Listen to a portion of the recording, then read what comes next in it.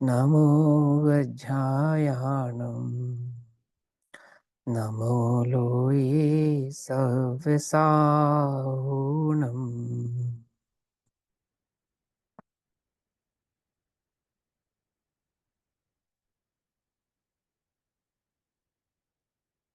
मंगलम भगवान वीरो मंगलम गौतमौगणी मंगलम कुंद कुंदार्त्यो जैन धर्मोस्तु मंगलम। सर्वमंगल्य मांगल्यम सर्वकल्याणकारकम प्रधानां सर्वधर्माणां जैनं जयतु शासनम्।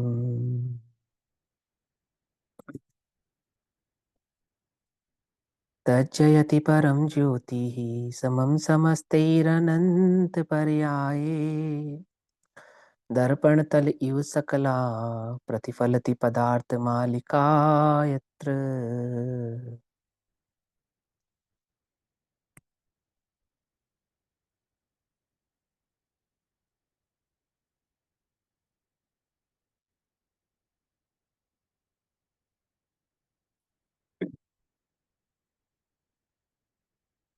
हमारे रात्रिकालीन स्वाध्याय का विषय चल रहा है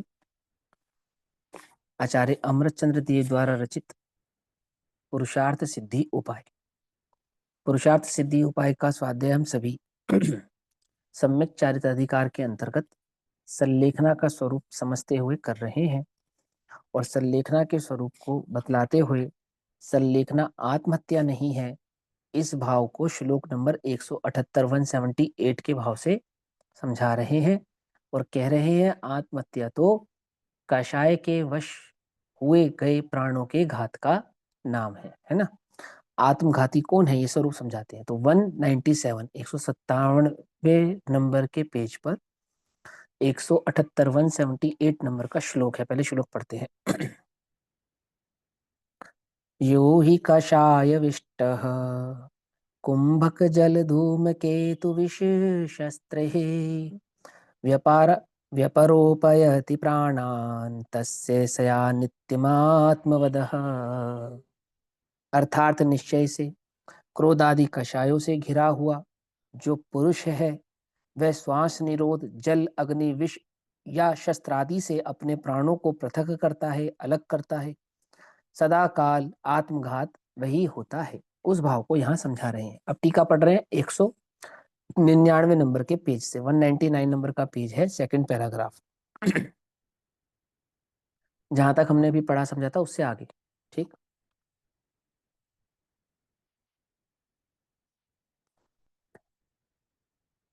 चलो। अंत की आराधना से चिरकाल की हुई सम्यक व्रत नियम रूप धर्म आराधना सफल हो जाती है। क्योंकि उससे क्षण मात्र में दीर्घ काल से संचित पाप का नाश हो जाता है। थोड़ा सा कनेक्ट करके बतलाता हूं। जो ऊपर का पैराग्राफ है ना उसमें अंतिम तीसरी लाइन से देखो क्या लिखा, शास्त्रामृत के पान से, है ना, ये लिखा ना। अब देखो जो पुरुषार्थ सिद्धि उपाय है ये चरणान्योग की मुख्यता से कहा गया ग्रंथ है ना। अगर ये द्रव्यन्योग की मुख्यता से ग्रंथ होता तो क्या कहते, तब भी बात यही रहती। बात तब भी नहीं पलटती, है ना। चरणानुयोग में भी करना तो आत्मा का अनुभव ही पड़ेगा। ऐसा नहीं है कि अनुयोग के बदलने से उपाय बदल जाएगा। अगर उपाय चारों ही अनुयोगों में एक रहने वाला है, बाहरी उपाय प्रथमानुयोग चरणानुयोग कर्णानुयोग या द्रव्यानुयोग, उपाय एक ही रहने वाला है। जैसे कर्णानुयोग के स्वाध्याय को सम्यक दर्शन के बीज रूप कहते हैं या नहीं कहते हैं, कहते हैं ना कि कर्णानुयोग का स्वाध्याय सम्यक दर्शन के बीज रूप रहता है। बीज है वो, सम्यक दर्शन का बीजारोपण होता है। द्रव्यानुयोग को साक्षात कहा जाता है, तो चरणानुयोग को तो बात अनुयोग की नहीं है या अनुयोग की विशेष शैली की नहीं है, बात है वस्तु स्वरूप को समझने की। आप चरणानुयोग के माध्यम से समझते हैं, कर्णानुयोग या द्रव्यानुयोग के माध्यम से समझते हैं, और चैतन्य का स्वरूप जो समझ में आएगा वो कैसे समझ में आएगा? शास्त्रामृत के पान से ही समझ में आएगा। तो शास्त्रामृत के पान से तथा स्वसन्मुखता द्वारा। तो स्वसन्मुखता कैसे होगी? वो शास्त्र के स्वाध्याय के बिना नहीं होगी, है ना। तो ये सब हमारा समाधान है ना कि त्रियंश शास्त्र स्वाध्याय करेंगे या नहीं करेंगे? हम्म शास्त्रों शास्त्र स्वाध्याय त्रियंशों को होगा या नहीं होगा? नहीं होगा ना। ये तो गड़बड़ हो गई। शास्त्र स्वाध्याय का मतलब शास्त्र पढ़ना थोड़ी होता है। हमारी भूमिका में, भावों हमारी में गति बैठा। में, हाँ हमारी भूमिका में, हमारी गति में, हमारी अवस्था में, तो हम ये शास्त्र के माध्यम से जो स्वाध्याय कर रहे हैं इसको कहते हैं। लेकिन वहां शास्त्र स्वाध्याय का तात्पर्य तो द्रव्य गुण पर्याय के स्वरूप को समझना है, उसका चिंतन करना है, उसका मनन करना है, उसकी धारणा होनी है। तो त्रियंच को भी होगी या नहीं होगी? वचनामृत का पान, शास्त्र वचनामृत या जिनेन्द्र देव के वचनामृत का पान त्रियंच को होगा या नहीं होगा? कि आत्मानुभूति से पूर्व वचनामृत का पान उसके भी होगा। किसी के माध्यम से हो जाएगा, जाति समूह के माध्यम से हो जाएगा, पर हुए बिना नहीं होगा। नारकी के भी नहीं होगा, देवता के भी नहीं होगा। खाली मनुष्य को शास्त्र अमृत का पान करना है ऐसा नहीं है। चारों ही गतियों के जीवों को वो देशना लब्धि प्राप्त हुए बिना आत्मानुभव स्वसन्मुखता प्रकट होती नहीं है। ठीक है ना। समझ में आई बात? नहीं समझ में आई? इसी बात पे मैं एक बात कहता हूँ, अजैन को सम्यक दर्शन होगा या नहीं होगा? है कि अजैन पहले जैन होगा। कहाँ होगा? वो जो देशना लब्धि ग्रहण करेगा ना, तो देशना लब्धि ग्रहण करती वो जैन हो जाएगा, फिर उसे सम्यक दर्शन हो जाएगा, आत्मानुभूति हो जाएगी, फिर वो मुनि भी हो जाएगा, सब हो जाएगा। गौतम गणधर, गणधर बनने से पहले जैन बने। क्यों? समझे या नहीं समझे? सम्यक दर्शन प्रकट होने से पहले क्या कहा? व्यवहार से जैन बने या नहीं बने? वो देशानुलब्धि ग्रहण किए बिना कैसे होगा? ऐसा नहीं बनेगी बात, ऐसे नहीं बनेगी। विश्व में जो भी सम्यक दर्शन का पात्र है, विश्व में जो भी आत्मानुभूति का पात्र है, वो कौन है? एकमात्र जैन है। कि कैसी बात करते हो भैया? कि हाँ ऐसी ही बात करते हैं भैया, ऐसी बात है। चारों गति के जीव जैन बनते हैं पहले। कैसे बनते हैं? वो देशनालब्धि जो ग्रहण करते हैं ना, तो देशनालब्धि को सुनना, समझना, उस पर विश्वास करना, ये जैनत्व है। और देशनालब्धि, देशना क्या है? वचन। तो वचन का विश्वास होगा तो वचन के कहने वाले पुरुष का विश्वास होगा या नहीं होगा? तो कौन है पुरुष? देशनालब्धि का पुरुष कौन है? देवी अरिहंत भगवान, तीर्थंकर, कौन? अरिहंत देवली, अरिहंत भगवान। देशनालब्धि का पुरुष कौन है? अरिहंत भगवान। मैं नहीं हूं, आचार्य कुंद कुंद देव नहीं है, गणधर नहीं है, समझना, उल्टा नहीं पकड़ना, वे तो परंपरा में आते हैं। कौन है देशनालब्धि का पुरुष? और पुरुष का श्रद्धान हुए बिना वचन का श्रद्धान नहीं होगा, और वचन का श्रद्धान हुए बिना आत्मानुभव नहीं होगा।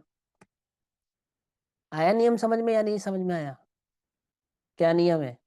इसीलिए महाभाग्यवान हो तुम कि तुम्हें जैन कुल मिला है। आई बात समझ में?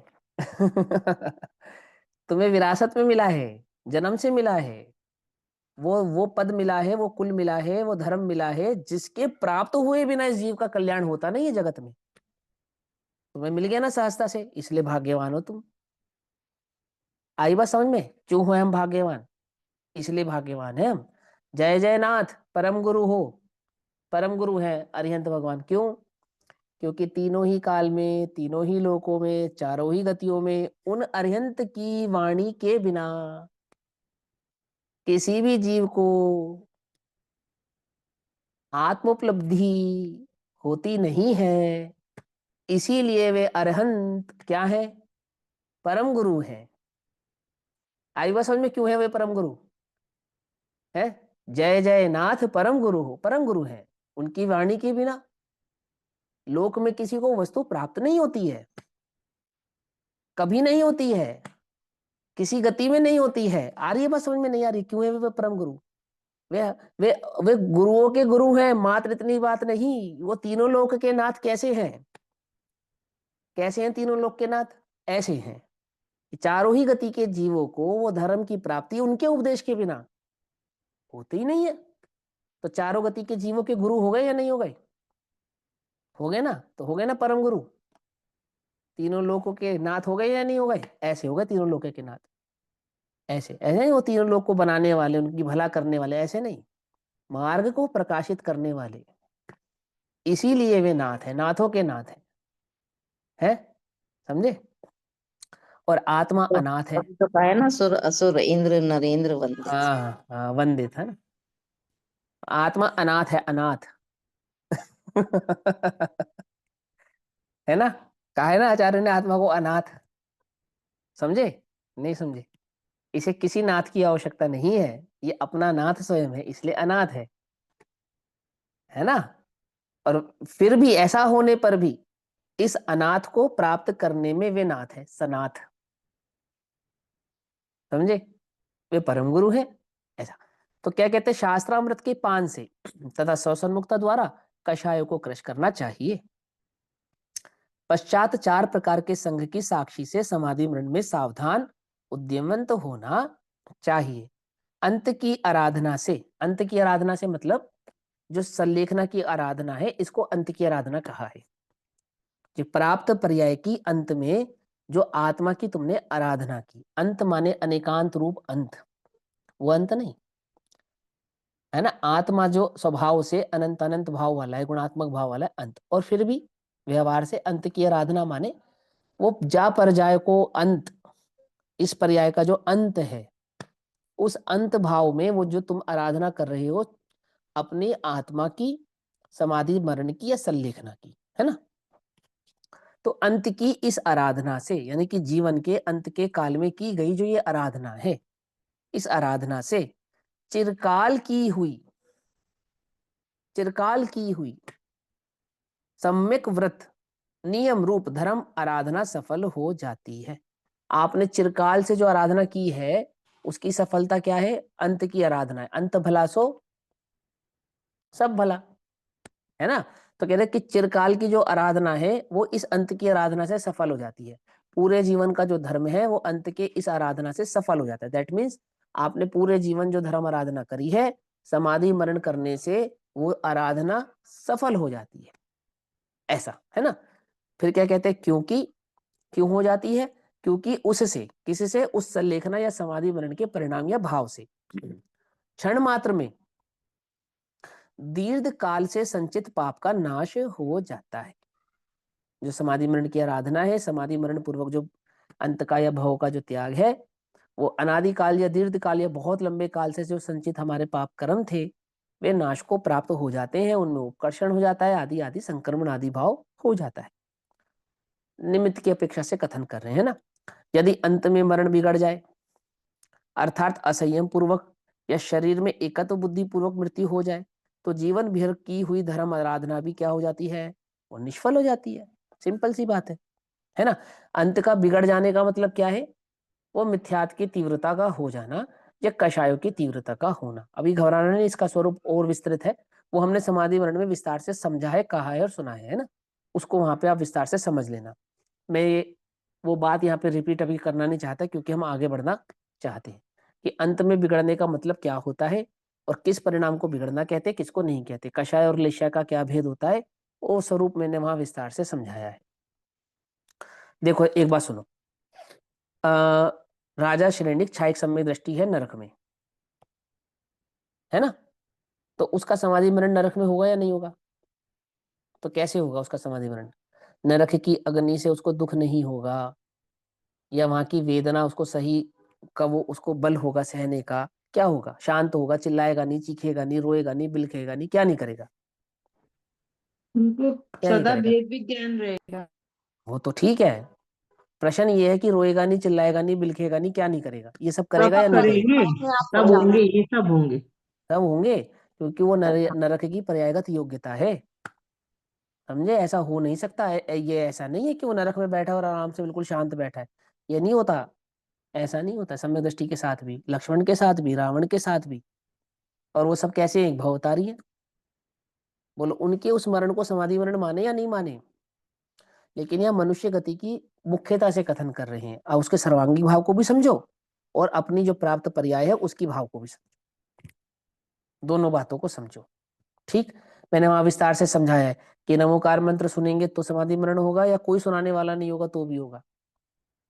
सुनाने की इच्छा रखने वाले को नहीं होगा, सुनने की इच्छा रखने वाले को नहीं होगा, स्वभाव का आश्रय करने वाले को होगा।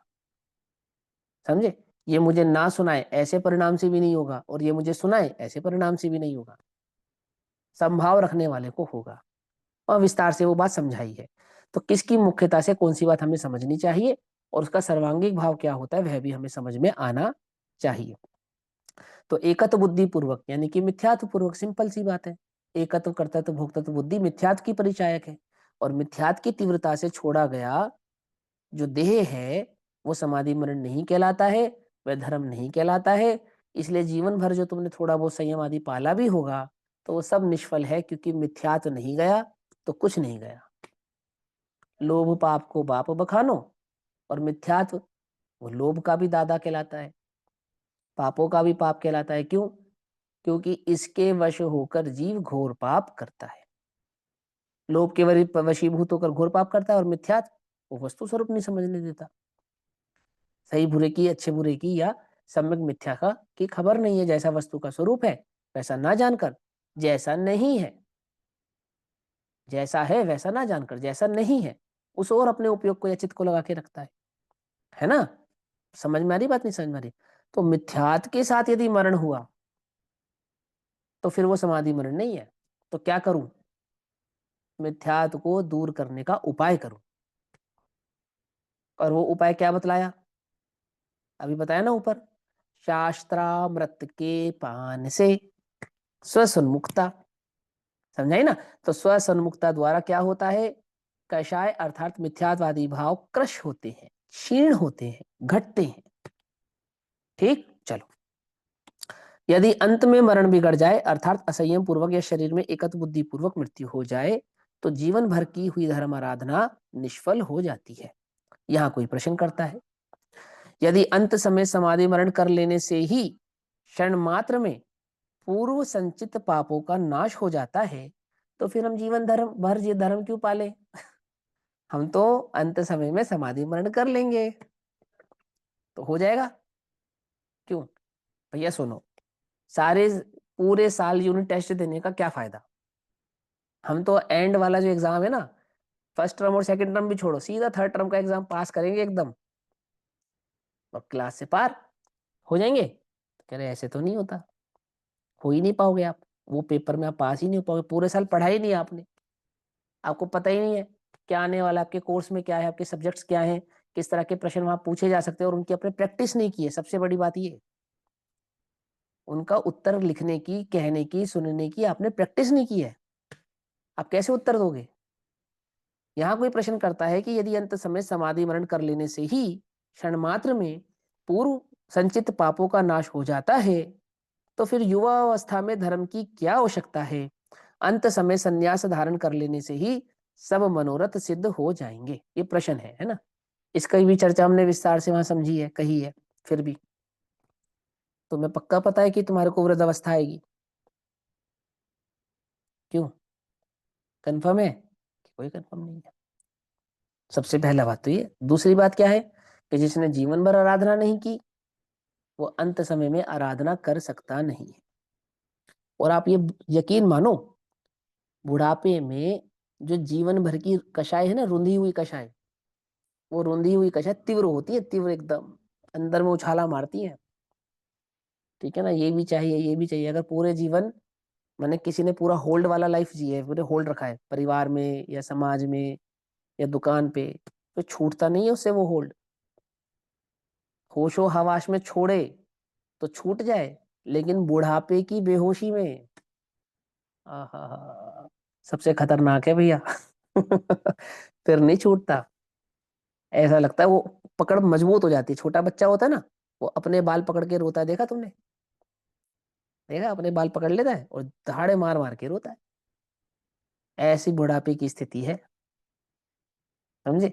वो जो हाथ में है उसको पकड़ लेना चाहता है, जोर से पकड़ लेना चाहता है, छूट ना जाए। अंदर में तो भय है ना कि छूटने वाला है, तो छूटने वाला छूट ना जाए, वो भय छोड़ने नहीं देता। वो पांचों इंद्रियों के विषय भोग छोड़ने नहीं देता। होशो हवास में अगर अपने मन स्थिति को बदल लोगे तो तुम्हारा बुढ़ापा सफल है। पर होशो हवास में मन स्थिति नहीं बदली और तुम सोचो कि हम बाद में बदल लेंगे, तो बाद नहीं आती है, क्योंकि अभी लोहा गर्म है। क्या उपयोग का लोहा अभी गर्म है। अभी जैसा मोल्ड करोगे मोल्ड हो जाएगा, बुढ़ापे में तो ठंडा हो जाता है वो। क्या समझे नहीं समझे? फिर नहीं बदलता, सख्त हो जाता है, फिर वो टूट जाएगा, बदलेगा नहीं। टूट जाएगा इन सेंस कि कषायों की तीव्रता तो रखेगा, चीखेगा, चिल्लाएगा, रोएगा, बिलखेगा, शिकायत करेगा, पर क्या नहीं करेगा, बदलेगा नहीं। इसलिए बूढ़े लोगों से बदलने की तो कभी अपेक्षा मत रखना, कभी अपेक्षा मत रखना। जो पूरा जीवन जिया है ना, वैसा ही रहता है फिर वो पूरा जीवन। फिर बड़ा मुश्किल होता है बदलना। जो जीव अपनी पूर्व अवस्था में धर्म से विमुख रहे हैं, माने प्रौढ़ अवस्था में, युवा अवस्था में या बाल अवस्था में, धर्म से क्या रहे हैं, विमुख रहे हैं, अर्थात जिन्हें तत्व ज्ञान पूर्वक व्रत नियम आदि धर्म आराधना नहीं की है ना, वे जीव अंत काल में धर्म सन्मुख अर्थात संन्यास युक्त कभी नहीं हो सकते, है ना। एक साधारण मार्ग है ये परिपाटी है, ऐसा ही है। कोई कहे कि नहीं ऐसा भी होता है, ऐसा भी होता है, एक्सेप्शनल केस तो सब जगह होते हैं, लेकिन इन जनरल ये नहीं होता है। जैसा आपने जीवन जिया है, जैसी आपकी मान्यता रही है, जैसी आपकी सोच रही है, आदतें रही हैं, वो बुढ़ापे में बदलती नहीं है। अचानक से कोई बुढ़ापे में चटोरा हो गया, ऐसा नहीं होता क्या? समझ गए? चटोरे लोग बुढ़ापे में अति चटोरे हो जाते हैं, पकड़ में ही बात, वो दिखना ही लगता है ना, पछता है नहीं। और पहले तो क्या था, बाहर जाके चुपचाप खा लेते थे, अब मांगना पड़ता है तो सबको दिखता है, ये मांगते हैं, खाते हैं, पचता नहीं है और बीमार हो जाते हैं।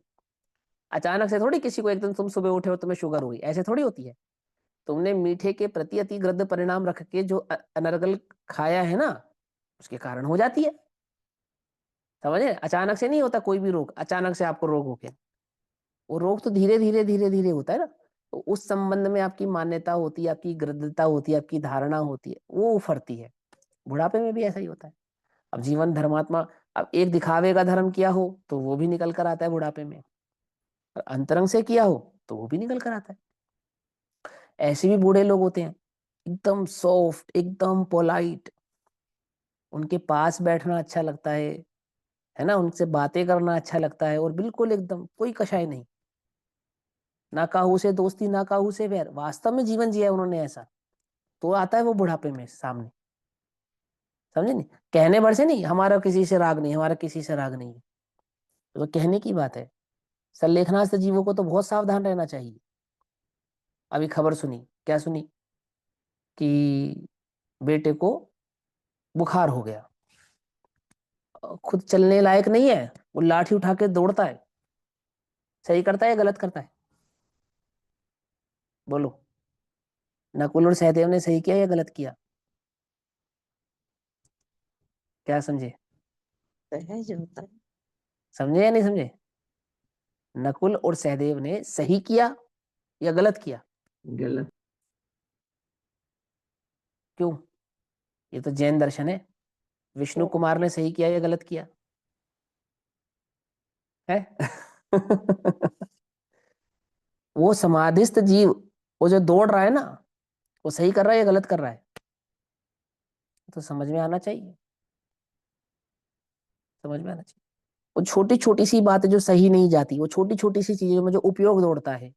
अब देखो ना, जो धर्म की आराधना करने वाले मुनिराज हैं, वे भी बगल में बैठे मुनिराज का विकल्प भर करें तो उसको न्यायोचित नहीं माना जाता। भैया हाँ। तत्समय की योग्यता कहकर सही भी कह सकते हैं। ये उनके क्यों सही है? तत्समय की बिल्कुल भी नहीं है, 1% भी नहीं है। तत्समय की योग्यता है तो क्या है, तो गलत ना। योग्यता है तो सही है क्या? अच्छा, तुम्हारा भी वर्तमान का मिथ्यात्व तत्समय की योग्यता है या नहीं है? बोलो। तो सही है ना, है ना? क्यों? एक लेकिन इंद्रिय जीव की तत्समय की योग्यता है। जो भी पर्याय अपने समय पे हो रही है सब पर्याय खचित है, तो हाँ तो खचित है, तो जो फिर क्या पर्याय करें? जिस समय पे जैसी होनी थी वो अब वैसी उपयोग का होगी। आश्रय ले या नहीं ले, स्वरूप का आश्रय ले या नहीं नहीं ले? ले, वो तो है ही। तो हम तो स्वरूप के आश्रय लेने की बात कर रहे हैं, हम तो कह नहीं रहे पर्याय पलटो। हम तो ये कह रहे हैं पज्जई मूढ़ा वो थोड़ी है कि पज्जई मूढ़ा तो वही है ना जो पर्याय को देखकर प्रभावित हो रहा है। योग्यता का ध्यान इसलिए कराया जाता है ताकि उपयोग स्वतंत्र हो जाए। कहां से स्वतंत्र हो जाए? वो जो बंधा है ना बदलने के भाव से, नहीं होने के भाव से, इष्ट और अनिष्ट की कल्पना के भाव से, वहां से छूटे। तो ये ज्ञान कराया था कि तत्समय की योग्यता का ज्ञान कराया कि प्रत्येक पर्याय खचित है, तेरा उसमें कोई कर्तृत्व नहीं है। तो अब क्या करे? तो अब कुछ पलटने बदलने करने धरने के भाव से छूटकर स्वभाव का आश्रय ले, ना कि ये माने कि ये ही पर्याय होनी थी इसलिए मैं राग कर रहा हूं, इसलिए मैं द्वेष कर रहा हूं, क्योंकि मेरी तत्समय की योग्यता ही ऐसी है। अब बोलो, अब ये तो उल्टा हो गया, स्वच्छंदीपना हो गया ये तो।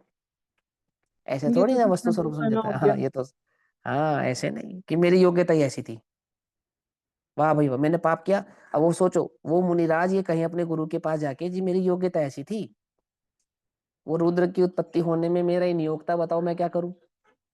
तो स्वतंत्र योग्यता से हो गया है। फिर काय का प्रायश्चित? काय का प्रायश्चित? वो सन्मति सागर जाकर कहें अकंपनाचार्य के पास कि वो जी तत्समय की योग्यता से हो गई बहस, मेरा उसमें कोई कर्तव्य नहीं है, वो तो तत्समय की योग्यता थी, श्रुत वो सागर। पर्याय खचित थी।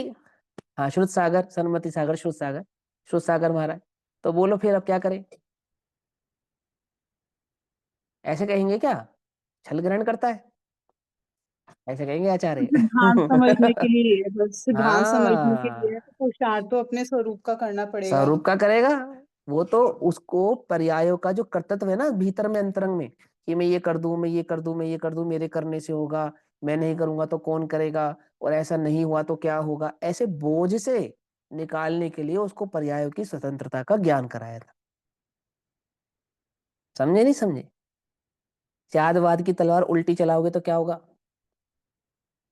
हाँ अपनी गर्दन कट जाएगी, ऐसे नहीं चलानी। सीधी सीधी चलाओ। जो स्यादवाद रूपी तलवार है, जिन वचनामृत रूपी जो तलवार है तीक्ष्ण धार वाली, उसको किस पे पटकना है? मोह राग द्वेष पे पटकना है, कहीं और नहीं पटकना उसे। समझे? आज कहा था ना प्रचार जी में, वो जिन वचन रूपी तीक्ष्ण धार रूपी तलवार, उसको कहाँ पटकना? जहां मोह राग द्वेष के परिणाम हो वहां पटकना। तो उल्टी जगह पटक रहे हो क्यों? ये तो स्वच्छंदपना हो जाएगा ना, गड़बड़ हो जाएगी। ऐसा नहीं, यहाँ कोई प्रश्न करता है। हाँ, उत्तर, नहीं, मैं जो ये जीव, कहना चाह रही थी, ये तो है स्वच्छंदपना हो जाएगा। मैं ये कहना चाह रही थी जो पर्याय जैसे नकुल सहदेव की जो पर्याय जिस समय होनी थी वैसी होनी थी, उस अपेक्षा से पर्याय की अपेक्षा से हाँ तो ठीक समय है की होनी योग्यता थी तो सही पर्याय तो नहीं चली किया? थी। सही किया या नहीं, गलत किया? सही नहीं किया। हाँ, वो तो गलत ही वो किया। तो है ही, वो तो तीनों लोकों में क्योंकि प्रत्येक अभी जीव की उन्हें स्वतंत्र तलवार से योग्यता भी से हो रहा है। जाना है। हम्म। हाँ। हाँ वो तो कोई बात ही नहीं है। वो तो एक भी पर्याय का पलटने वाला जगत में कोई नहीं है। प्रत्येक जीव की, मेरी भी और समस्त जीवों की भी स्वतंत्र योग्यता से ये पर्याय हो ही रही, उसका तो कोई निषेध ही नहीं है, वो तो वस्तु स्वरूप है ही। लेकिन निर्णय क्या है? अगर हम तत्व का निर्णय करने बैठे तो क्या वो पर्याय स्वतंत्र थी, लेकिन वो स्वतंत्र पर्याय उस पद के लिए योग्य थी या अयोग्य थी? उस समाधिस्थ जीव को जो कषाय उत्पन्न होगी वो तो स्वतंत्र योग्यता से होगी, बिल्कुल होगी। समाधिस्थ जीव के लिए वो कषाय का होना योग्य है या अयोग्य है? अयोग्य है, अयोग्य। अयोग्य है ना? होगी, वो तो स्वतंत्र होगी, उसमें तो कोई बात ही नहीं है। हम राग द्वेष नहीं करेंगे उसकी स्वतंत्रता को जानकर, लेकिन हम राग द्वेष नहीं करेंगे, उस पर्याय के कारण होने वाला जो नुकसान है उसका भुगतान कौन करेगा? अभेद है, द्रव्य गुण पर्याय अपने भाव से अभेद स्वयं है करेगी। है ना? मेरे वर्तमान की जो कषाय है वो अपनी स्वतंत्र तत्समय की योग्यता से होती है, ठीक। अच्छा अब नरक में कौन जाएगा? मैं जाऊंगा या पर्याय जाएगी? क्यों? कौन जाएगा जी? भैया पर्याय जाएगी, मैं तो यहीं रह पर्याय। जाऊंगा। पर्याय पर्याय चली जाएगी, मैं यहीं रह जाऊंगा। और पर्याय द्रव्य दुख अपनी भोगेगी, पर्याय से जाएगा। पर्याय दुख भोगेगी, है ना? द्रव्य तो सुख भी नहीं भोगता और सुख भी नहीं भोगता, दुख भी पर्याय भोगती है और सुख भी पर्याय भोगती है। वो द्रव्य किसे कहते हैं फिर? जो अपनी पर्यायों को प्राप्त होता हो उसको द्रव्य कहते हैं। आई बात समझ में?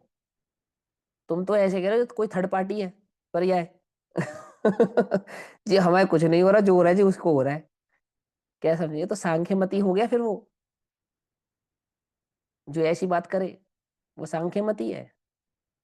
वो तो अपने को पर्याय, वो पर्याय के अभेद भाव को पहचानता नहीं है। पर्याय या गुणों को जो प्राप्त हो उसी का नाम द्रव्य है। पर्याय नहीं परिणमती, द्रव्य ही परिणमता है। गुरुदेव का वचन है ये, ठीक है ना? फिर भी पर्याय मुझसे भिन्न है।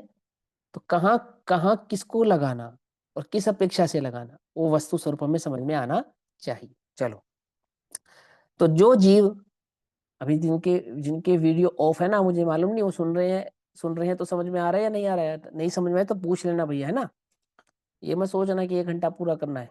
सुनो, जो जीव अपनी पूर्वावस्था से धर्म से विमुख रहे हैं, ठीक है ना, अर्थात जिन्होंने तत्व ज्ञान पूर्वक, ध्यान से समझना, तत्व ज्ञान पूर्वक, बिना तत्व ज्ञान के नहीं, तत्व ज्ञान पूर्वक कुछ व्रत पाला है, नियम पाला है, संयम पाला है, या आदि आराधना की है, धर्म आराधना नहीं की है, तो वे जीव अंत काल में धर्म सन्मुख अर्थात संसार संन्यास युक्त कभी नहीं हो सकते। क्योंकि चंद्र प्रभु चरित्र में प्रथम सर्ग में कहा है कि, क्या कहा है? चंद्र प्रभु के जो चंद्र प्रभु भगवान का जो चारित्र कहा गया है, उसमें आचार्य देव ने सूक्ति कही है। क्या कहा है? कि चिरकाल के अभ्यास से प्रेरित करने में आई हुई बुद्धि, बुद्धि माने उपयोग, आपका जो उपयोग है ना, इसी को बुद्धि कहते हैं, इसी को धारणा कहते हैं, इसी को विवेक, इसी को प्रज्ञा, ये सब इसी के नाम है ना? बुद्धि यहाँ है या सर्वांग में है? समझे? सर्वांग में। ये जो तुम्हारा वर्तता हुआ उपयोग है, इसको बुद्धि कहते हैं। ये क्या है? चिरकाल के अभ्यास से प्रेरित करने में आई हुई, माने जिस उपयोग को तुमने बहुत लंबे समय से प्रेरित किया है, ट्रेन किया है, अपने उपयोग को बहुत लंबे से क्या किया? ट्रेंड किया है। गुण अथवा दोषों में जाती है। गुणों में ट्रेंड किया है तो गुण में जाएगा, और दोषों में ट्रेंड किया है तो दोषों में जाएगा। जहां तुमने उसको ट्रेंड किया है, जहां तुमने उसको लगाया है, अर्थात जहां का उसे अभ्यास है, वो वहीं जाएगा, दूसरी जगह नहीं जा सकता। कितनी चीजें हमें याद रहेंगी बुढ़ापे तक? जिसका हमें अभ्यास होगा वो याद रहेंगी। कौन सी नहीं याद रहेगी? जो अभ्यास में नहीं होंगी वो याद नहीं रहेंगी। आती बात समझ में? नहीं समझ में आती है? बुढ़ापे में आप किसी का टेस्ट नहीं बदल सकते, मालूम है? प्रैक्टिकल कर कर देख लेना बिल्कुल। बुढ़ापे में तुम उसका कौन सा टेस्ट, स्वाद का टेस्ट नहीं, पांचों इंद्रियों का टेस्ट नहीं बदल सकते। समझे? आज बूढ़े लोगों को यो यो हनी सिंह सुनाकर दिखाओ, तुम्हें अच्छा लगेगा उन्हें? है? नहीं अच्छा लगेगा। उन्हें कौन अच्छा लगेगा? वो पुराना लगेगा, नहीं लगेगा? प्रैक्टिकली देखते हो, अपनी आंखों से देखते हैं, ऐसा होता है। पांचों इंद्रियों का यही हाल है। वास्तव में तो वो उपयोग है, आपने जिस तरह का उसे ट्रेंड किया है ऐसा ही वो लगता है। समझ में आती है? नहीं बस समझ। हमारी नानी थी ना, नानी, उन्होंने बुढ़ापे अंत समय तक मोबाइल नहीं चलाया, नहीं सीखा उन्होंने। और आजकल बूढ़े बूढ़े लोग देखिए मोबाइल में ही रहते हैं, बच्चे तो क्या रहते हैं, बूढ़े बूढ़े भी उसी में लगे रहते हैं। क्यों? वो उपयोग को ट्रेंड किया उन्होंने वहां लगाने के लिए। हमारी नानी ने नहीं चलाया, वो उठती थी तो स्वाध्याय करती थी, स्वाध्याय नहीं करती थी तो कुछ नहीं करती थी। बस दो ही काम थे, स्वाध्याय करती थी या कुछ नहीं करती थी। समझे नहीं समझे? मैं ये नहीं कहूंगा ध्यान करती थी या करती थी, पर अगर वो करती थी तो स्वाध्याय करती थी, तो नहीं कुछ नहीं करती थी। मैंने जब भी उनके कमरे में जाओ तो हमेशा पढ़ती हुई ही मिलती थी, स्वाध्याय करती हुई मिलती थी, हमेशा हमेशा। क्यों? चिरकाल से ट्रेंड किया था उन्होंने अपने आप को। समझे? दूसरा कोई काम नहीं है, बस स्वाध्याय काम है बस। दूसरा कोई, और दूसरी जगह कोई उपयोग नहीं लगाया उन्होंने। यही पढ़ो पढ़ो, यही सार है। बैठो तो पूछो तो चर्चा करो तो वो स्वाध्याय की चर्चा करती थी, फालतू की इधर उधर की नहीं। तुमने क्या पढ़ा, क्या पढ़ रहे हो, क्या सीखा, हमें भी कुछ बताओ, हमें भी कुछ सिखाओ। ऐसे ऐसे प्रश्न होते थे उनकी, ऐसी चर्चा होती थी उनकी। क्यों? क्योंकि चिरकाल से आपने जिस तरह का अभ्यास किया है उसी तरह के गुण या दोष आप में प्रकट होते हैं। जो वस्त्र पहले से ही उज्जवल हो तो उस पर मन पसंद रंग चढ़ सकता है, माने सफेद वस्त्र पर मन पसंद रंग चढ़ाया जा सकता है। किंतु यदि वस्त्र पहले से ही मैला हो या किसी अन्य रंग का चढ़ा हुआ हो तो उस पर कभी भी रंग नहीं चढ़ सकता। इसीलिए समाधि मरण वही धारण कर सकता है जो प्रथम अवस्था से ही धर्म की आराधना में बराबर सावधान रहा हो। प्रथम अवस्था मतलब जब से होश संभाला हो, उसे प्रथम अवस्था कहते हैं। ठीक है तो जब से होश संभाला हो तब से उसने धर्म आराधना की हो तो ऐसा जीव तो सहजता से समाधि मरण को प्राप्त करता है। और यदि उसने अपने उपयोग को वहां नहीं लगाया हो तो जहां लगाया हो, धन में लगाया होगा तो अंत तक धन धन धन धन धनाधन धन, समझे। अंत तक भी उसको क्या लगेगा, बेटा दुकान गया या नहीं गया। भोजन में लगाया हो तो भोजन की हाय हाय में, घर में लगाया हो तो घर की हाय हाय में, संसार में लगाया हो तो संसार की हाय हाय। समझे नहीं समझे। चाबियां नहीं छूटेंगी। किससे? जिसने धर्म की आराधना में अपने उपयोग को नहीं लगाया उसके।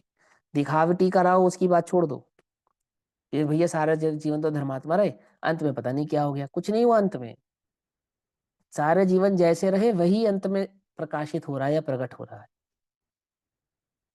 समझ में आती है बात नहीं समझ आती? किसके लिए कह रहे? दूसरों को देखने के लिए नहीं, अपने उपयोग को ट्रेंड करो, अभ्यास करो, अपने चित्त को लगाओ।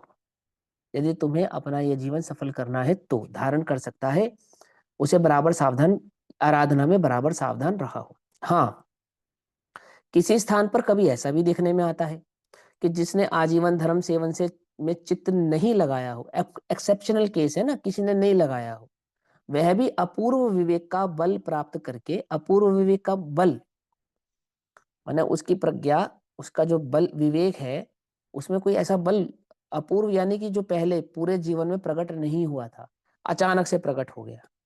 कैसे प्रकट हो गया? तो उसने पिछले भवों में किसी भव में आराधना की है, उस आराधना के बल पे उसको प्रकट हो गया। अपूर्व बल का, विवेक का बल प्राप्त करने से समाधि मरण अर्थात संन्यास पूर्वक मरण करके स्वर्गादि सुखों को प्राप्त हो गया। वो कदाचित होता है, परंतु वह तो काकतालीय न्यायवत। काकतालीय न्यायवत मतलब मालूम है ना इस न्याय का मतलब क्या होता है? माने ताली बजाओ और कौवा उड़ जाए। तो कौवे का उड़ना और ताली का बजना, ये दो अलग अलग घटनाएं हैं। और ऐसा नहीं कि तुम्हारी ताली सुन के उड़ गया, दूर किसी पेड़ पे बैठा कौवा तुम्हारी ताली बजने। मैं इसको ऐसे समझाता हूँ कि तुमने पहले पुराने जमाने में लाइट जाती थी ना, तो ऐसे कहने में आता था अभी आ जाएगी, और जैसे कहते थे एकदम से आ जाती थी। तो तुम्हारे कहने से आ जाती थी या नहीं आ जाती थी? नहीं ना। उसको कहते काक तालीय न्याय, माने आपका कहना और उस घटना का घटना दोनों एक ही समय पे हुए। तो ये क्या है? तुक्का है, कदाचित हो जाता है। समझे? इसमें कारण कार्य नहीं है, इसमें निमित्त नैमित्तिक संबंध भी नहीं है। पकड़ में ही बात नहीं, पकड़ में। इसमें क्या है? काक तालीय न्याय, तुक्का है ये कि कदाचित एक ही समय पे दो अलग अलग कार्य हो गए, ना उनमें निमित्त नैमित्तिक संबंध, ना उनमें कार्य कारण संबंध। ऐसे काकतालीय न्यायवत अति कठिन है। ताड़ वृक्ष के फल टूटकर उड़ते हुए कौवे के मुख में प्राप्त हो जाना जितना कठिन है उतना ही संस्कारहीन जीवन में समाधि मरण पाना कठिन है। इसलिए वीतराग सर्वज्ञ के वचनों में जिसे श्रद्धा है, फिर से कहता हूं, इसलिए कितना कितनी कितनी इंपॉर्टेंट लाइन है ये। हम बाल बोध में भी पढ़ते हैं, हम पुरुषार्थ सिद्धि उपाय में भी पढ़ रहे हैं, और प्रवचनसार जैसे महान ग्रंथों में भी यही भाव कहा है। कितनी कितनी मुख्य बात है। क्या कहते हैं? इसलिए वीतराग सर्वज्ञ के वचनों में जिसे श्रद्धा है। समझ रहे हो कितनी जरूरी है ये बात? जिसे वीतराग के वचनों में श्रद्धा नहीं है उसका कैसे बनेगी कहानी? उसकी नहीं बन सकती। वीतरागी के वचनों में श्रद्धा होने का मतलब क्या है ना, वो भाव सारा समझा रहे हैं डिटेल में। उसे उपयुक्त शंका को अपने चित्त में कदाचित स्थान नहीं देना चाहिए।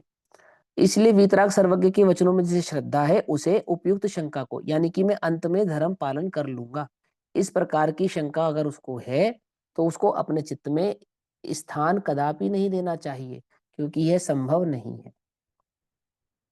ये संभव नहीं, क्योंकि वीतरागियों का वचन क्या है, ये भी भगवान का ही कहा हुआ है कि तुमने अपने उपयोग को चिरकाल से जैसा ट्रेंड किया होगा वैसा ही वह कार्य करेगा, ऐसा कहना चाहते हैं। ठीक। समाधि मरण के इच्छुक पुरुष जहां तक बन सके वहां तक जिनेश्वर भगवान की जन्मादि तीर्थ भूमियों का आश्रय ग्रहण करे। मतलब समाधि मरण करने वालों को ऐसे स्थानों पर चले जाना चाहिए जो तीर्थ स्थान आदि जैसे स्थान है, वहां जाकर रहना चाहिए। मतलब यह वहां पे स्टे करना चाहिए, आश्रय करना चाहिए। घूमने फिरने के लिए नहीं, एक स्थान से दूसरे स्थान, दूसरे से तीसरे, तीसरे से चौथे, ऐसे नहीं। एक भाव समझा रहे हैं आपको। यदि ऐसा ना बन सके तो मंदिर अथवा संयमी जनों के आश्रय में रहे। ऐसा क्यों कह रहे हो? क्योंकि तुम घर में रहोगे और घर में अच्छी बुरी सब तरह की घटनाएं घटेंगी और वहां तुम्हारा उपयोग लगे बिना रहेगा नहीं, तो तुम अपनी आत्माराधना तो करोगे नहीं। किस काम में? इन्हीं कामों में लगे रह जाओगे। और फिर घर का भी एक ऐसा माहौल होता है, जो खाली बंदा होता है ना, घर का खाली व्यक्ति, उसको ऐसे काम दे दिए जाते हैं। पापा जी आप खाली हो, आप एक काम करा करो, सुबह के समय दूध ले आया करो, बच्चों को स्कूल से ले आया करो, बच्चों को स्कूल छोड़ाया करो, सब्जी ले आया करो। को समझ में आई बात? नहीं समझ में आई? ये सब समाधिस्थ जीवों के लिए शोभनीय नहीं है। क्या समझे? समाधिस्थ जीव, अगर तुम्हारे घर में कोई समाधिस्थ जीव है तो तुम्हें भी उससे ऐसा कार्य नहीं कराना। और जब तुम स्वयं समाधि मरण की अवस्था में जाओ या ग्रहण करो तो तुम स्वयं भी ऐसे कार्य नहीं करना। गृहस्थी के कार्यों में नहीं लगना कि चलो हम तो खाली हैं तो क्या करें, अब खाली हैं तो क्या करें। जैसे जुआरी ताश पीटने लगता है खाली होने पर, ऐसे तुम अपने गोरख धंधे में लग गए। खाली है तो दुकान पे चले गए, खाली है तो घर में यार लग गए, खाली है तो आमुक आमुक कार्यों में लग गए। खाली हो ये तो सौभाग्य की बात है। इससे बड़ा सौभाग्य क्या होगा? खाली है अब कुछ करने के लिए नहीं बचा तो अपना काम करेंगे ना। क्या समझे? पूरे जीवन तो यही कहता रहा ना, अपना कार्य करने का समय नहीं मिला। अब समय मिला है तो कर अपना कार्य। काहे को अपने उपयोग को यहाँ वहां भटकाता है? समझ नहीं बात? तो क्या कहते हैं, यदि ऐसा ना बन सके तो कहते मंदिर आदि संयमी जनों के आश्रय में रहे। इसलिए रहे क्योंकि वहां ये फालतू के काम नहीं करेगा तू। वहां तुझे एक ही काम है, क्या? जिन वचनम्रत को पान करेगा और स्वसन्मुख होने का प्रयास करेगा, बस। दूसरा तीसरा कोई काम तुझे करना नहीं है। ठीक। संन्यास सारथी तीर्थ क्षेत्र को जाते समय सभी से क्षमा याचना करे तथा स्वयं भी मन वचन काय पूर्वक सबको क्षमा कर दे। क्या मतलब? कि अपने चित्त में किसी प्रकार की कोई शल्य लेकर ना चले। ना इस उम्मीद से चले कि तुम मुझे देखने आओगे, मेरा हालचाल पूछने आओगे या नहीं आओगे। क्या? और ना अपने चित्त में ये उम्मीद रखे कि मुझे अमुक से कोई बात करनी है, उसे कुछ कहना है, उसे कुछ सुनना है, या उसके साथ मेरा कोई भाव रह गया। क्षमा कहने का तात्पर्य समझते हो क्या होता है? सभी प्रकार के अच्छे और बुरे दोनों ही प्रकार के संबंधों से विराम ले लेना, इसका नाम है क्षमा। खाली बुरे बुरे संबंधों से क्षमा कर लेना उसका नाम नहीं। क्षमा का मतलब क्या है? जैसे देखो, आपके घर पे कोई मेहमान आया है ना, और आप बढ़िया घंटों बातें कर रहे हैं, उससे बहुत मन लग रहा है आपका। फिर वो जाते समय क्या कहता है? अच्छा भैया अब क्षमा चाहूंगा। तो किस बात की क्षमा मांगी उसने तुमसे? किस बात की क्षमा मांगी उसने? तुम्हारा तो बढ़िया उपयोग लग रहा था, बढ़िया मन लग रहा था, तुम दोनों की तो आपस में कोई बैर भाव नहीं था। अच्छा भैया अब क्षमा चाहेंगे। तो किस बात की क्षमा चाहेंगे? क्षमा चाहे का मतलब है विराम लेना। आई बात समझ में? ब्रेक अच्छे लगा। और बुरे, है ना, दोनों ही प्रकार के संबंधों से विराम लेने का अर्थ है क्षमा। पकड़ में आई बात?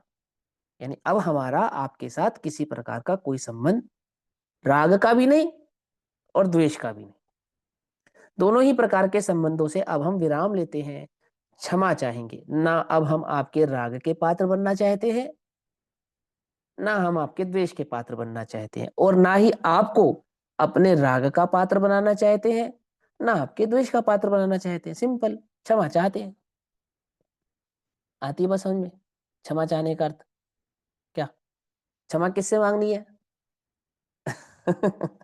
अपने राग और द्वेष को समेटने का नाम क्षमा। ठीक। संयमी जनों के आश्रय में रहे। तो क्या कहते हैं, सन्यार्थी तीर्थ क्षेत्र को जाते समय सभी से क्षमा याचना करे, तथा संयम भी मन वचन काय पूर्वक सबको, स्वयं भी मन वचन काय पूर्वक सबको क्षमा करे, अर्थात सबसे अपने उपयोग को समेट ले। अंत समय में क्षमा करने वाला संसार का पारगामी होता है। अब क्षमा में तो बस हमें कषाय ध्यान आती है, क्रोध की हमें क्षमा कर देना, क्षमा कर देना। राग और द्वेष दोनों संबंधों से विराम लेने वाला जीव ही वास्तव में इस संसार से पारगामी हो सकता है। खाली क्रोध से विराम लेने वाला पारगामी होता है ऐसा नहीं। राग और द्वेष के दोनों ही प्रकार के परिणामों से जो विराम ले ले वो कौन होता है, वो पारगामी होता है।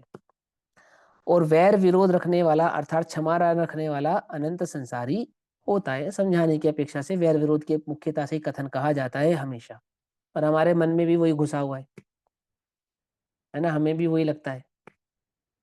ठीक है ना, ठीक है। देखो, किसी को भी गुस्सा करो, उसके लिए तो तुम्हें लगता है, फील होता है सॉरी, और राग के लिए कभी फील होता है सॉरी? नहीं होता ना। सबसे ज्यादा बैरी है राग। द्वेष से ज्यादा बैरी है ये, ज्यादा खतरनाक है। मीठा मीठा जहर कहते हैं इसके, मीठी छुरी, मीठी छुरी कौन सी खतरनाक है?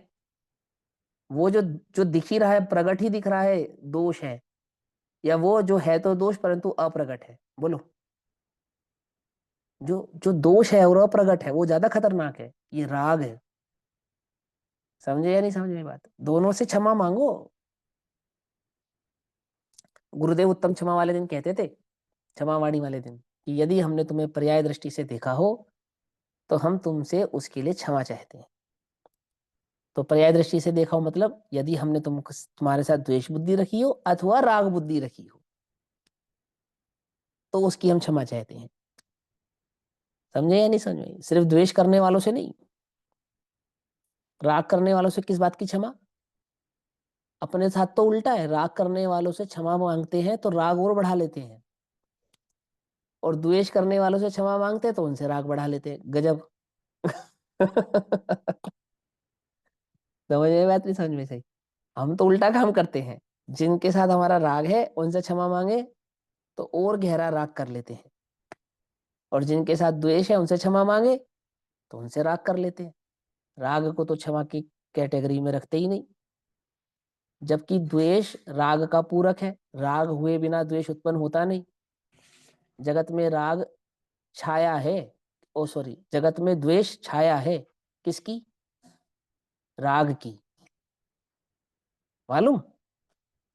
राग वो कलेवर है जिसकी छाया है द्वेष। द्वेष का अपना कोई अस्तित्व नहीं है इस जगत में, राग की छाया है, वो राग का पूरक है। यदि राग नहीं होता तो द्वेष नहीं होता। वीत रागी इसलिए होते भगवान। क्या समझे? लेकिन राग को तो यह पाप स्वीकारता ही नहीं है। समझे या नहीं समझे? मोह के मिथ्यात्व के चिन्ह बताए ना, मोह के चिन्ह, तीन चिन्ह। तो तीन चिन्हों में पहला चिन्ह क्या था? अरे बोलो सर जल्दी से। तत्व के स्वरूप को नहीं समझना। हाँ, स्वरूप, तत्व के स्वरूप की खबर न होना, ये पहला चिन्ह है। अच्छा, दूसरा चिन्ह क्या है? इष्ट अनिष्ट देखना, पर में हाँ, और इष्ट तीसरा चिन्ह क्या करुणा, है? करुणा, करुणा। हाँ, तेरा समझे बात नहीं समझ में आई? करुणा। राग किसका चिन्ह नहीं है? मिथ्यात्व मिथ्यात्व। का चिन्ह है। आती समझ में? नहीं समझ में आती? करुणा ये मिथ्यात्व का चिन्ह है, और तुम क्षमा के नाम पे क्या करते हो? क्या करते हो? राग। करुणा है। करुणा, करुणा तो धर्म है भैया, अब उल्टा नहीं पकड़ना, वस्तु स्वरूप समझना। मिथ्यात्व का चिन्ह कहते हैं उसे। तो क्या करें हम? क्षमा ना मांगे, ना करें क्षमा? हम तो कह ही रहे थे हमें मिथ्यात्व नहीं करना।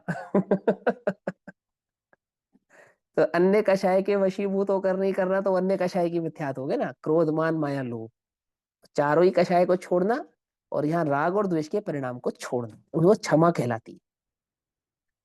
क्षमा करे।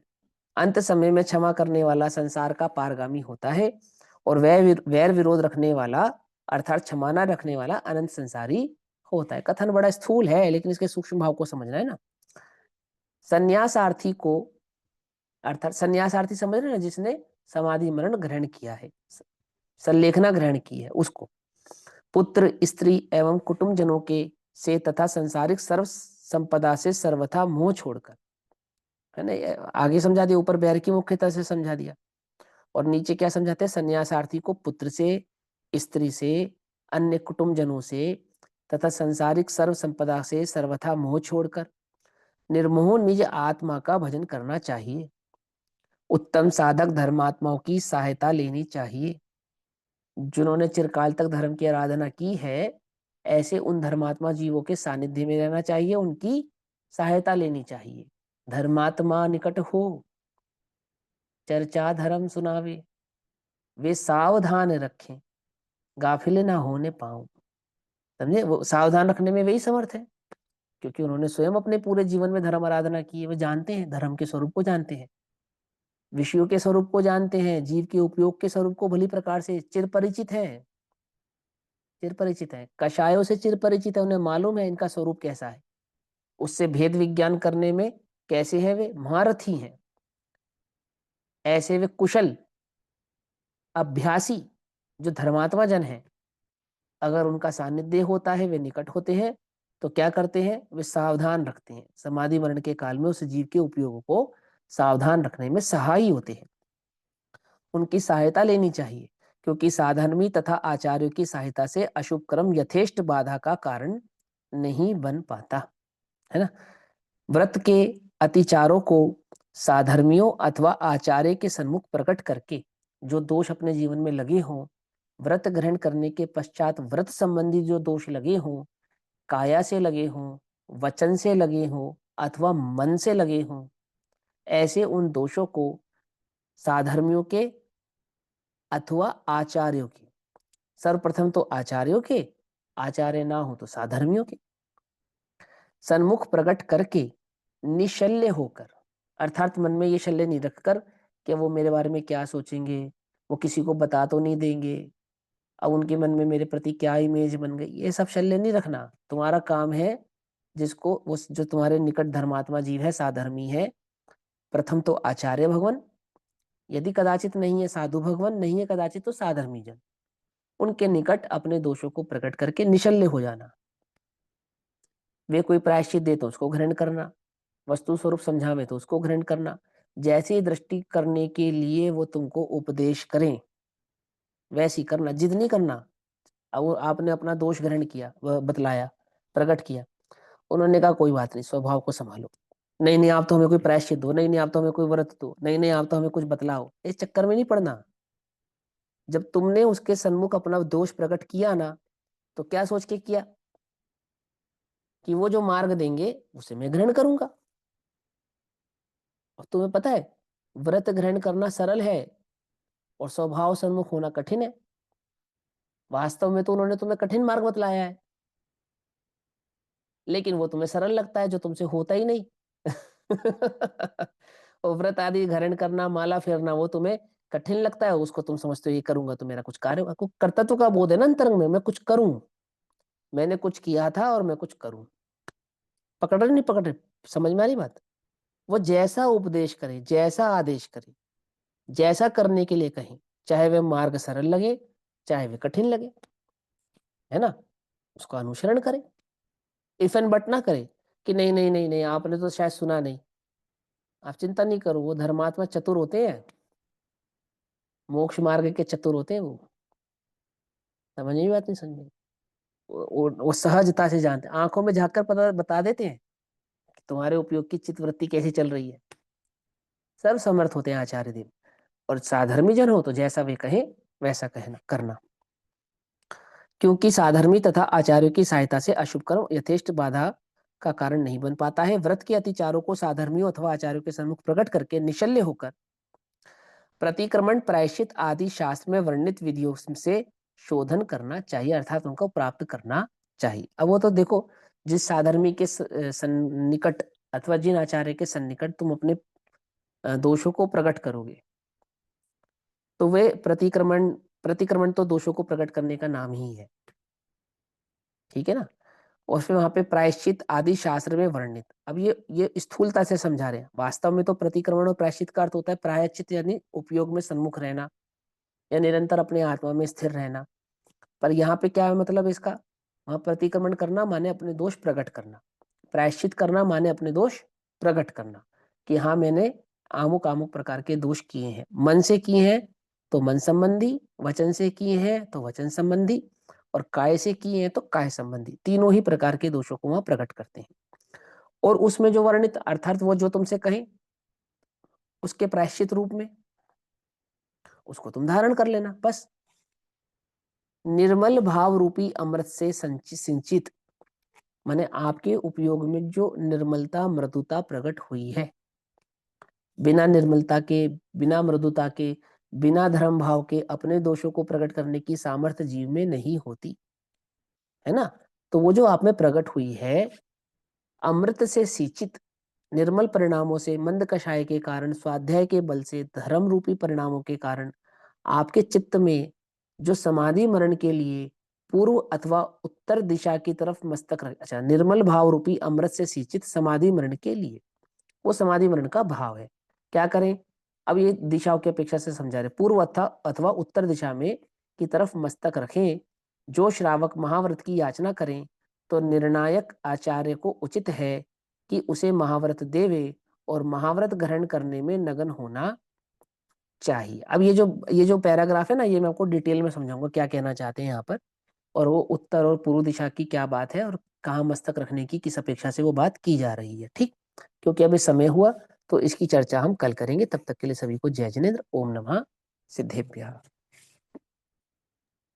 निज निधि निज में बताई, यहाँ अनंत उपकार है, उसके लिए जिनवाणी माँ को वंदना शतबार है। नमो हरिहंताणम नमो सिद्धाणम नमो हरिहंताणम नमो हरिहंताणम।